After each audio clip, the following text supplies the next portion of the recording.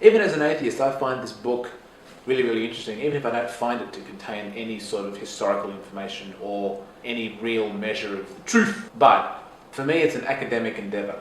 I want to take two examples of Old Testament barbarism, so-called, which are touted by atheists to explain why we shouldn't get our morality from the Old Testament. The first example is in Numbers 15, verses 32 through 36. This is the famous gathering of 6 on the Sabbath. Some poor who gathered firewood on the Lord's day to keep his family warm or whatever. He was taken out to the edge and stoned with stones as opposed to the Nerf balls, which was the other option. This particular tale is an example of a story type which is known as the cautionary tale. The cautionary tale is a fictional story that involves extreme punishment for seemingly minor infractions. So the fact that it is fiction, because it is a cautionary tale, I think explains why this is not really ammunition for the atheists at all.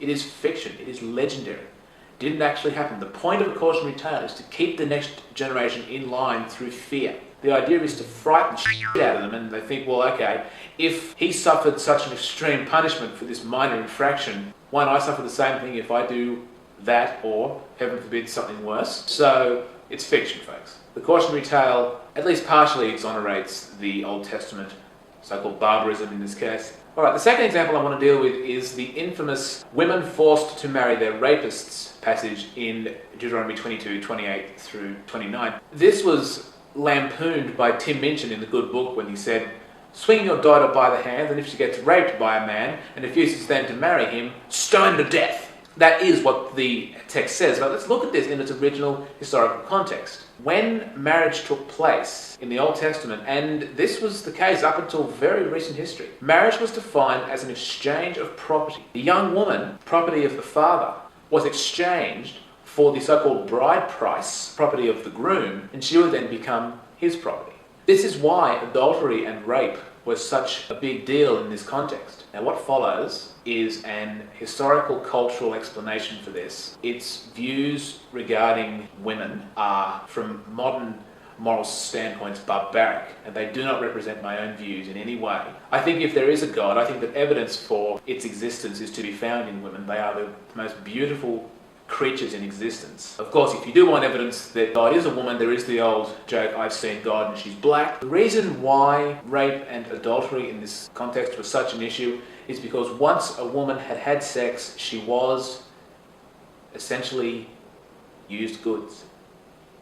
That phrase makes me sick. If a woman had been violated, her father was essentially left with a mouth to feed that he couldn't get a bride price for.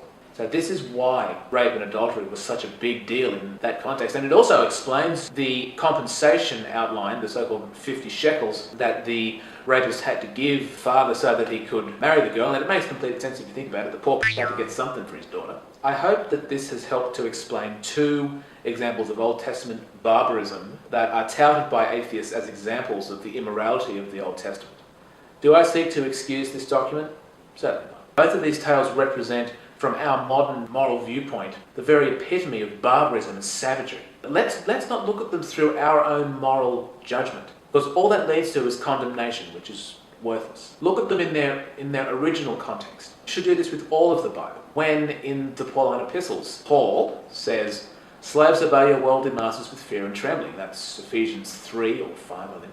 That's from the letter to the Ephesians. You have someone who is pro-slavery in a slaving culture. Looking at ancient literature through modern moral judgments is all but useless, completely taken out of context. And if we have any hope of understanding what the Bible has to tell us in terms of the history of the time, and yes, if you see some sort of spiritual enlightenment in there, or morals or whatever, you have to understand the Bible like any other ancient document in its own context. Don't judge from our modern moral viewpoints. Hopefully, examining the Bible in its original context as much as possible can help us to get to the truth. Alright, thank you very much, and again, please don't forget to comment, rate, and subscribe. Women are a blessing from God, eh? I think so. Sounds good.